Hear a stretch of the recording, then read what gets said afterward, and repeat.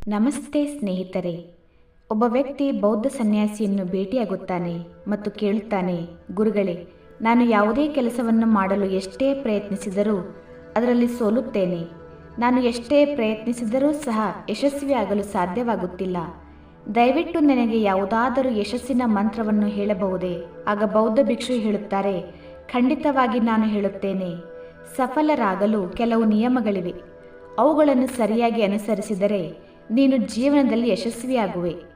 ಈ 15 ನಿಯಮಗಳನ್ನು ಅನುಸರಿಸಿದರೆ ಯಶಸ್ಸು ಸಿಗುತ್ತದೆ, ಅಲ್ಲದೆ ನಿನ್ನನ್ನು ಎಲ್ಲರಿಗಿಂತ ಭಿನ್ನ ಮಾಡುತ್ತದೆ. ಈ ಅಭ್ಯಾಸಗಳು ನಿನಗೆ ಮನಇಚ್ಛಿತ ಫಲವನ್ನು ಕೊಡುತ್ತವೆ ಮತ್ತು ಜೀವನದಲ್ಲಿ ನೀನು ಏನೆಲ್ಲ ಗಳಿಸಬೇಕು ಎಂದುಕೊಂಡಿದ್ದೀಯೋ ಅದೆಲ್ಲವೂ ನಿನಗೆ ಸರಳವಾಗಿ ಸಿಗುವುದು. ನನ್ನ ಮಾತುಗಳನ್ನು ಬರೀ ಕೇಳಿಸಿಕೊಳ್ಳುವುದಷ್ಟೇ ಅಲ್ಲ, ಅವುಗಳನ್ನು ಜೀವನದಲ್ಲಿ ಅಳವಡಿಸಿಕೊಂಡಾಗ ಜನ ನಿನ್ನನ್ನು ನೋಡಿ ನಾನೂ ಸಹ ಈ ವ್ಯಕ್ತಿಯಂತೆ ಆಗಬೇಕು ಎಂದುಕೊಳ್ಳುತ್ತಾರೆ. ಹಾಗಾದರೆ ಮೊದಲನೇ ನಿಯಮವಾಗಿದೆ, ನಮ್ಮ ಜೀವನವನ್ನು ಒಳ್ಳೆ ರೀತಿ ಮಾಡಿಕೊಳ್ಳಲು ನಾವು ಸಮಯದ ಮಹತ್ವವನ್ನು ಅರಿಯಬೇಕು. ಈ ಜಗತ್ತಿನಲ್ಲಿ ನಿರಂತರವಾಗಿ ಕಡಿಮೆ ಆಗುವಂಥ ಬಹುಮುಖ್ಯ ವಸ್ತು ಅಂದರೆ ಸಮಯವಾಗಿದೆ. ಸಮಯವು ಒಂದೇ ಸಮಾನ ವೇಗದಿಂದ ಕಡಿಮೆ ಆಗುತ್ತಾ ಇರುತ್ತದೆ. ಸಮಯದ ಮೇಲೆ ಯಾವುದೇ ವಸ್ತುವಿನ ಅಥವಾ ಯಾವುದೇ ಘಟನೆಯ ವ್ಯತ್ಯಾಸವಾಗುವುದಿಲ್ಲ. ಸಮಯ ಇಂಥ ವಸ್ತುವೆಂದರೆ ನೀವು ಅದನ್ನು ನೋಡಬಹುದು ಅಷ್ಟೇ, ಆದರೆ ಅದರ ಹಿಂದೆ ಓಡಲು ಆಗುವುದಿಲ್ಲ ಮತ್ತು ಅದರ ಮುಂದೆ ಹೋಗಲು ಸಾಧ್ಯವಿಲ್ಲ. ಇವತ್ತು ನಿಮ್ಮ ಜೀವನದಲ್ಲಿ ಏನೆಲ್ಲ ನಡೆಯುತ್ತಿದೆ ಅದೆಲ್ಲವನ್ನು ನೀವು ಎದುರಿಸಲೇಬೇಕಾಗಿದೆ. ಸಮಯದ ಜೊತೆಗೆ ನಡೆಯುವುದನ್ನು ಕಲಿಯಿರಿ ಮತ್ತು ಇಂದು ನನಗೇನು ಮುಖ್ಯವಾಗಿದೆ ಅದನ್ನು ಮಾಡುತ್ತಾ ಮುಂದೆ ಸಾಗಿ. ಏಕೆಂದರೆ ಸಮಯದ ಪ್ರವಾಹದಲ್ಲಿ ಒಂದು ವೇಳೆ ನೀವು ಹಿಂದೆ ಉಳಿದರೆ ಮತ್ತೆ ಎಷ್ಟೇ ಪ್ರಯತ್ನ ಪಟ್ಟರೂ ಸಹ ಆದಂಥ ನಷ್ಟವನ್ನು ತುಂಬಲು ಆಗುವುದಿಲ್ಲ. ಯಾರು ನಿದ್ದೆ ಮಾಡುತ್ತಿದ್ದಾರೆ ಅವರು ನಿಶ್ಚಿತವಾಗಿ ಏನನ್ನಾದರೂ ಕಳೆದುಕೊಳ್ಳುತ್ತಿದ್ದಾರೆ. ಯಾರು ಜಾಗೃತರಾಗಿದ್ದಾರೆ ಅವರು ನಿರಂತರ ಓಡುತ್ತಿದ್ದಾರೆ. ಯಾವಾಗ ನಮ್ಮ ಜನ್ಮವಾಯಿತೋ ಆವಾಗಿನಿಂದ ನಮ್ಮ ಆಯುಷ್ಯು ಕಡಿಮೆಯಾಗುತ್ತಾ ಹೋಗುತ್ತದೆ. ಅದಕ್ಕಾಗಿ ಸಮಯವನ್ನು ವ್ಯರ್ಥ ಕಳೆಯಬೇಡಿ.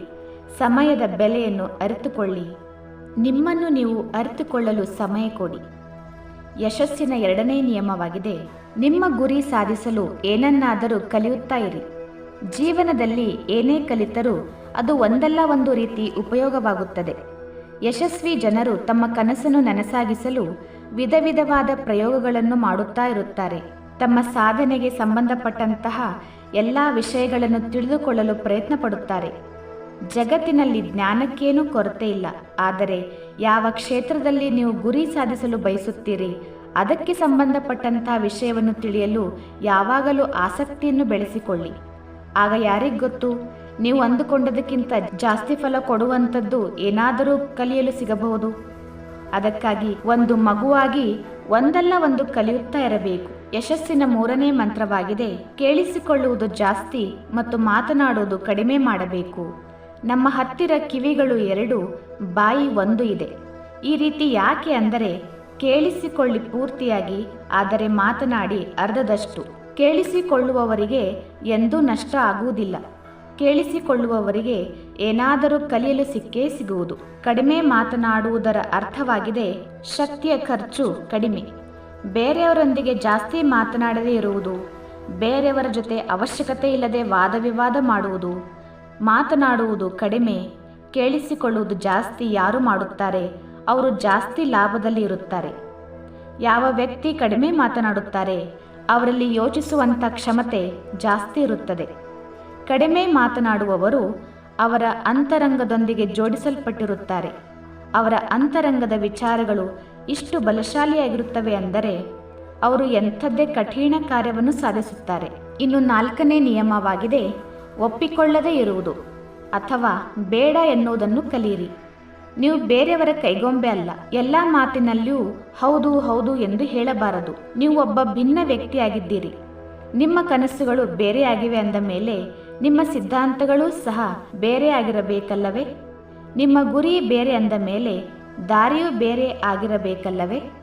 ನಿಮಗೆ ಒಂದು ವಸ್ತು ಇಷ್ಟ ಆಗಿದೆ ಎಂದರೆ ಅದು ಎಲ್ಲರಿಗೂ ಇಷ್ಟ ಆಗಿರಲೇಬೇಕು ಎಂದು ಈ ರೀತಿಯೇನೂ ಇರುವುದಿಲ್ಲ. ಬೇರೆಯವರಿಗೆ ಉಪಯೋಗವಾಗುವಂತಹ ಯೋಜನೆ ನಿಮಗೂ ಉಪಯೋಗವಾಗುತ್ತದೆ ಎಂದು ಈ ರೀತಿ ಏನೂ ಇರುವುದಿಲ್ಲ. ನೀವು ಬೇರೆಯವರ ಹಾಗೆ ಯೋಚನೆ ಮಾಡಿದರೆ ನೀವು ಅವರ ಹಾಗೆ ಆಗುತ್ತೀರಿ. ನೀವು ಈ ಜಗತ್ತಿನ ಎಲ್ಲರಿಗಿಂತ ವಿಭಿನ್ನವಾದ ವ್ಯಕ್ತಿಯಾಗಿದ್ದೀರಿ. ನಿಮ್ಮ ಹಾಗೆ ಯಾರೂ ಇಲ್ಲ. ಅದಕ್ಕಾಗಿ ನಿಮಗೆ ಒಪ್ಪಿಕೊಳ್ಳದೇ ಇರುವುದು ಅಥವಾ ಬೇಡ ಎಂದು ಹೇಳುವಂಥ ಹಕ್ಕು ಇದ್ದೇ ಇದೆ. ನಿಮ್ಮ ವಿಚಾರವನ್ನು ಎಲ್ಲರ ಮುಂದೆ ಇಡುವಂಥ ಹಕ್ಕು ಇದ್ದೇ ಇದೆ. ಯಾವ ವಿಚಾರಗಳು, ಯಾವ ಮಾತುಗಳು ನಿಮ್ಮ ಕನಸಿಗೆ, ನಿಮ್ಮ ಸಾಧನೆಗೆ ಅಡ್ಡಿ ಮಾಡುತ್ತವೆ ಅಂಥವುಗಳನ್ನು ಒಪ್ಪಿಕೊಳ್ಳಬೇಡಿ. ನಿಮ್ಮ ಸ್ನೇಹಿತರ ಜೊತೆಗೆ ಹೊರಗಡೆ ಹೋಗಲು ಇಷ್ಟ ಇಲ್ಲವೆಂದರೆ ಆಗಲ್ಲ ಎಂದು ಹೇಳಿ. ನಿಮಗೆ ವ್ಯಾಪಾರಿ ಆಗಬೇಕು ಎಂದು ಇಷ್ಟ ಇದೆ, ರೈತ ಆಗಲು ಇಷ್ಟ ಇಲ್ಲ ಎಂದರೆ ಮನೆಯವರಿಗೆ ಹೇಳಿ, ನಾನು ರೈತ ಅಲ್ಲ, ವ್ಯಾಪಾರಿ ಆಗಲು ಬಯಸುತ್ತೇನೆ ಎಂದು. ಬಲವಂತತೆ ಜಾಸ್ತಿ ದಿನ ನಡೆಯುವುದಿಲ್ಲ ಮತ್ತು ಏನು ಪ್ರಾಪ್ತಿಯೂ ಮಾಡಿಸುವುದಿಲ್ಲ. ಎಲ್ಲಿ ಅವಶ್ಯಕತೆ ಇದೆ ಅಲ್ಲಿ ಆಗಲ್ಲ ಎಂದು ಹೇಳಬೇಕು. ಏಕೆಂದರೆ ಬೇಡ ಎನ್ನುವುದರಿಂದ ನೀವು ಸ್ವಲ್ಪ ಸಮಯದ ಮಟ್ಟಿಗೆ ಬೇರೆಯವರ ದೃಷ್ಟಿಯಲ್ಲಿ ಕೆಟ್ಟವರಾಗಿರುತ್ತೀರಿ. ಆದರೆ ನಿಮ್ಮ ದೃಷ್ಟಿಯಲ್ಲಿ, ಬರುವಂಥ ಭವಿಷ್ಯದ ದೃಷ್ಟಿಯಲ್ಲಿ ಕೆಟ್ಟವರಾಗಿರುವುದಿಲ್ಲ. ಹೆಚ್ಚಾನೆಚ್ಚು ಜನರು ನಾವು ಅಸಫಲರಾದರೆ ಜನ ಏನು ಅಂದುಕೊಳ್ಳುತ್ತಾರೆ, ಜನ ನನ್ನನ್ನು ನೋಡಿ ನಗುತ್ತಾರೆ ಎಂದು ವಿಚಾರ ಮಾಡಿ ಏನೂ ಸಾಧನೆ ಮಾಡೋದಿಲ್ಲ. ವಾಸ್ತವದಲ್ಲಿ ಹೆಚ್ಚು ಜನರು ತಮಗಾಗಿ ಅಲ್ಲ, ಬೇರೆಯವರಿಗಾಗಿ ಬದುಕುತ್ತಾರೆ. ಬೇರೆಯವರ ಸಲಹೆಯಂತೆ ಬದುಕುತ್ತಾರೆ. ಜೀವನವೆಲ್ಲ ದುಃಖಿಯಾಗಿರುತ್ತಾರೆ. ಹಾಗಾದರೆ ಯಶಸ್ಸಿನ 5ನೇ ನಿಯಮವಾಗಿದೆ, ಸರಿಯಾದ ವಿಷಯದಲ್ಲಿ ರಿಸ್ಕ್ ತೆಗೆದುಕೊಳ್ಳುವಂಥದ್ದು. ಜೀವನದ ಅತಿ ದೊಡ್ಡ ರಿಸ್ಕ್ ಆಗಿದೆ ಜೀವನದಲ್ಲಿ ರಿಸ್ಕೇ ತೆಗೆದುಕೊಳ್ಳದೇ ಇರುವುದು. ನೀವು ಒಂದು ವೇಳೆ ಸರಿಯಾದ ಜೀವನದಲ್ಲಿ ರಿಸ್ಕ್ ತೆಗೆದುಕೊಳ್ಳುತ್ತಿಲ್ಲ ಅಂದರೆ ನಿಮ್ಮ ಜೀವನದಲ್ಲಿ ಬಹಳ ದೊಡ್ಡ ರಿಸ್ಕ್ ತಂದುಕೊಳ್ಳುತ್ತಿದ್ದೀರಾ ಎಂದು ಅರ್ಥ. ರಿಸ್ಕ್ ಎಂದರೆ ಒಂದೇ ಕಡೆಗೆ ನಿಂತುಕೊಂಡಿರುವುದು ಅಥವಾ ಮುಂದೆ ಬೆಳೆಯದೆ ಹಾಗೇ ಇರುವುದು. ನಿಮ್ಮ ಉದ್ದೇಶ ಕೇವಲ ಸುರಕ್ಷಿತವಾಗಿದ್ದು ಸಾವಿನ ಬಾಗಿಲವರೆಗೆ ಹೋಗುವುದಲ್ಲ. ಆದರೆ ಒಬ್ಬ ಯೋಧನ ಹಾಗೆ ಬರುವಂಥ ಸವಾಲುಗಳಿಗೆ ಮಣ್ಣು ಮುಕ್ಕಿಸಿ ಜೀವನದಲ್ಲಿ ರಿಸ್ಕ್ ತೆಗೆದುಕೊಂಡು ವಿಜಯದ ಕಿರೀಟವನ್ನು ಹಾಕಿಕೊಂಡು ಸಾವಿನ ಬಾಗಿಲಿಗೆ ಹೋಗುವುದಾಗಿದೆ. ಸರಿಯಾದ ಕಾರ್ಯದಲ್ಲಿ ರಿಸ್ಕ್ ತೆಗೆದುಕೊಳ್ಳುವುದನ್ನು ಕಲಿಯಿರಿ. ಅಯ್ಯೋ, ನಾನು ದೊಡ್ಡ ರಿಸ್ಕ್ ತೆಗೆದುಕೊಂಡೆ ಎಂದು ನಿಮಗೆ ಅನಿಸುವುದಿಲ್ಲ. ಆದರೆ ಸರಿಯಾದ ಸಮಯಕ್ಕೆ ರಿಸ್ಕ್ ತೆಗೆದುಕೊಂಡಿಲ್ಲ ಅಂತಂದರೆ ಅಂತಿಮ ಗಳಿಗೆಯಲ್ಲಿ ನಾನು ಯಾಕೆ ಆವಾಗ ರಿಸ್ಕ್ ತೆಗೆದುಕೊಳ್ಳಲಿಲ್ಲ ಎಂದು ಪಶ್ಚಾತ್ತಾಪ ಪಡಬೇಕಾಗುತ್ತದೆ. ಇನ್ನು ಯಶಸ್ಸಿನ 6ನೇ ಮಂತ್ರವಾಗಿದೆ, ಇವತ್ತಿನಿಂದ ಮುಂದಿನ 60 ವರ್ಷಗಳವರೆಗೂ ನಿಮ್ಮ ಜೊತೆಯೇ ಇರುವಂಥ ವ್ಯಕ್ತಿಯನ್ನು ಅರ್ಥ ಮಾಡಿಕೊಳ್ಳಲು ಪ್ರಯತ್ನ ಪಡಿ. ಅದು ನೀವೇ ಆಗಿದ್ದೀರಾ. ನಿಮಗಾಗಿ ನೀವು ಎಷ್ಟು ಸಮಯ ಕೊಡುತ್ತಿದ್ದೀರಿ? ನಿಮ್ಮ ಭೂತಕಾಲದ ತಪ್ಪುಗಳಿಂದ ಏನು ಕಲಿಯುತ್ತಿದ್ದೀರಿ? ವರ್ತಮಾನವನ್ನು ಸುಧಾರಣೆ ಮಾಡಿಕೊಳ್ಳಲು ಏನು ಮಾಡುತ್ತಿದ್ದೀರಿ? ನಿಮ್ಮ ಭವಿಷ್ಯದ ಬಗ್ಗೆ ಏನು ಯೋಚಿಸುತ್ತಿದ್ದೀರಿ? ನಿಮ್ಮ ಜೀವನದಲ್ಲಿ ಏನು ನಡೆಯುತ್ತಿದೆ? ನಾನು ಎಲ್ಲಿಂದ ಬಂದಿದ್ದೇನೆ? ಈಗ ನಾನು ಎಲ್ಲಿದ್ದೇನೆ? ನಾಳೆ ನಾನು ಎಲ್ಲಿಗೆ ಹೋಗಬೇಕಾಗಿದೆ? ನಿಮಗೆ ತುಂಬ ಅವಶ್ಯಕತೆ ಇರುವುದು ಯಾವುದು ಮತ್ತು ನಿಮ್ಮ ಜೀವನದ ದೊಡ್ಡ ಸವಾಲು ಯಾವುದಾಗಿದೆ? ಇದೆಲ್ಲವೂ ನಿಮ್ಮನ್ನು ಹೊರತುಪಡಿಸಿ ಬೇರೆ ಯಾರೂ ತಿಳಿಯಲು ಸಾಧ್ಯವಿಲ್ಲ. ಒಂದು ವೇಳೆ ಬೇರೆಯವರು ತಿಳಿದುಕೊಂಡರೂ ಸಹ ನಿಮ್ಮನ್ನು ಹೊರತಾಗಿ ಅದನ್ನು ಯಾರೂ ಅನುಭವ ಮಾಡಲೂ ಆಗುವುದಿಲ್ಲ. ನೀವು ಪ್ರತಿದಿನ ನಿಮಗಾಗಿ 10 ನಿಮಿಷ ಕೊಡಿ. ಈ 10 ನಿಮಿಷದಲ್ಲಿ ನಿಮ್ಮ ಹತ್ತಿರ ಯಾರೂ ಇರಬಾರದು. ಯಾವುದೇ ಪುಸ್ತಕ ಬೇಡ, ಯಾವುದೇ ಕೆಲಸವೂ ಬೇಡ, ಕೇವಲ ನೀವು ಮತ್ತು ನಿಮ್ಮ ವಿಚಾರಗಳು ಅಷ್ಟೇ. ಈ ಸಮಯ ನೀವು ಏಕಾಂಗಿಯಾಗಿರಿ. ನಿಮ್ಮೊಂದಿಗೆ ನೀವು ಮಾತನಾಡಿ, ನಿಮ್ಮನ್ನು ನೀವು ಒಳಗಡೆಯಿಂದ ನೋಡಿಕೊಳ್ಳಿ ಮತ್ತು ನಿಮ್ಮನ್ನು ನೀವು ಅರ್ಥ ಮಾಡಿಕೊಳ್ಳಿ. ಇನ್ನು 7ನೇ ನಿಯಮವಾಗಿದೆ, ನಿರ್ಣಯ ತೆಗೆದುಕೊಳ್ಳುವುದನ್ನು ಕಲಿಯಿರಿ ಮತ್ತು ತಕ್ಷಣ ಅದನ್ನು ಕಾರ್ಯದಲ್ಲಿ ತನ್ನಿ. ಇಲ್ಲಿಯವರೆಗೆ ನಾವು ಯಾವ ಕೆಲಸಗಳನ್ನು ಮುಂದೆ ದೂಡುತ್ತಾ ಬಂದಿದ್ದೇವೆ. ಎಷ್ಟೋ ನಿರ್ಧಾರಗಳನ್ನು ನಾವು ತೆಗೆದುಕೊಂಡಿರಬೇಕಾಗಿತ್ತು, ಆದರೆ ನಾವು ತೆಗೆದುಕೊಳ್ಳಲು ಮನಸ್ಸು ಮಾಡುತ್ತಿಲ್ಲ. ಹೆಚ್ಚಾನೆಚ್ಚು ಜನ ಸರಿಯಾಗಿ ನಿರ್ಣಯ ತೆಗೆದುಕೊಳ್ಳುವುದಿಲ್ಲ. ಈ ಕೆಲಸ ಮಾಡುವುದೋ ಅಥವಾ ಬೇಡವೋ, ವ್ಯಾಪಾರ ಮಾಡುವುದೋ ಅಥವಾ ನೌಕರಿ ಮಾಡುವುದೋ, ಈ ರೀತಿ ನಿರ್ಣಯ ತೆಗೆದುಕೊಳ್ಳದೆ ಗೊಂದಲದಲ್ಲಿ ಸಿಕ್ಕಿ ಹಾಕಿಕೊಂಡಿರುತ್ತಾರೆ. ನಿರ್ಣಯ ಮಾಡುವುದನ್ನು ಕಲಿಯಿರಿ. ನಿರ್ಣಯ ಮಾಡದೆ ಸುಮ್ಮನೆ ಇರುವುದಕ್ಕಿಂತ ಏನಾದರೂ ನಿರ್ಧಾರ ಮಾಡಿ ಮತ್ತು ಅದನ್ನು ಸಾಧಿಸುವುದರಲ್ಲಿ ನಿಮ್ಮನ್ನು ನೀವು ತೊಡಗಿಸಿ. ಒಂದು ಬಾರಿ ನಿರ್ಣಯ ಮಾಡಿದ ಮೇಲೆ ತಕ್ಷಣ ಕಾರ್ಯದಲ್ಲಿ ತೊಡಗಿಸಬೇಕು. ಜಗತ್ತಿನಲ್ಲಿ ಯಾರೆಲ್ಲ ಸಫಲ ವ್ಯಕ್ತಿಗಳಿದ್ದಾರೆ, ಅವರು ನಿರ್ಣಯ ತೆಗೆದುಕೊಳ್ಳುವುದು ಮತ್ತು ಕಾರ್ಯದಲ್ಲಿ ಬರುವುದರಲ್ಲಿ ಶೂನ್ಯ ಮಾತ್ರದಷ್ಟು ಸಮಯ ಇರುತ್ತದೆ. ಇನ್ನು ಯಶಸ್ಸಿನ 8ನೇ ಮಂತ್ರವನ್ನು ನೋಡೋಣ. ಬೆಳಿಗ್ಗೆ ಬೇಗ ಎದ್ದೇಳುವುದು. ಜಗತ್ತಿನಲ್ಲಿ ಯಾವುದಾದರೂ ಸಫಲ ಮತ್ತು ಒಳ್ಳೆಯ ಅಭ್ಯಾಸ ಅದನ್ನು ಎಲ್ಲ ಸಫಲ ವ್ಯಕ್ತಿಗಳು ಅನುಸರಿಸುತ್ತಾರೆ ಎಂದರೆ ಅದಾಗಿದೆ ಬೆಳಗ್ಗೆ ಬೇಗ ಎದ್ದೇಳುವುದು. ಬೆಳಗ್ಗೆ ಎದ್ದು ನಿಮ್ಮ ಇಡೀ ದಿನವನ್ನು ಸುಂದರ ಮಾಡಲು ಕಾರ್ಯ ಮಾಡಲು ಶುರು ಮಾಡುತ್ತೀರೆಂದರೆ ನಿಜವಾಗಿಯೂ ನಿಮ್ಮಿಂದ ಅಸಾಧ್ಯ ಅನ್ನುವಂಥ ಯಾವ ಸವಾಲು ಇರುವುದಿಲ್ಲ. ಬೆಳಗ್ಗೆ ಬೇಗ ಎದ್ದರೆ ನಿಮ್ಮಲ್ಲಿ ಇಷ್ಟು ಇಚ್ಛಾಶಕ್ತಿ ಬರುತ್ತದೆ ಎಂದರೆ ನೀವು ಗುರಿಯವರೆಗೆ ತಲುಪುವುದು ಬಹಳ ಸರಳ ಆಗುತ್ತದೆ. ಬೆಳಗ್ಗೆ ಬೇಗ ಎದ್ದೇಳುವುದರ ಅರ್ಥವಾಗಿದೆ ಜಾಸ್ತಿ ಸಮಯ, ಜಾಸ್ತಿ ಶಕ್ತಿ, ಜಾಸ್ತಿ ಪ್ರಯತ್ನದಿಂದ ಬೇರೆಯವರಿಗಿಂತ ಜಾಸ್ತಿ ನಿಮಗೆ ಯಶಸ್ಸು ಸಿಗುತ್ತದೆ.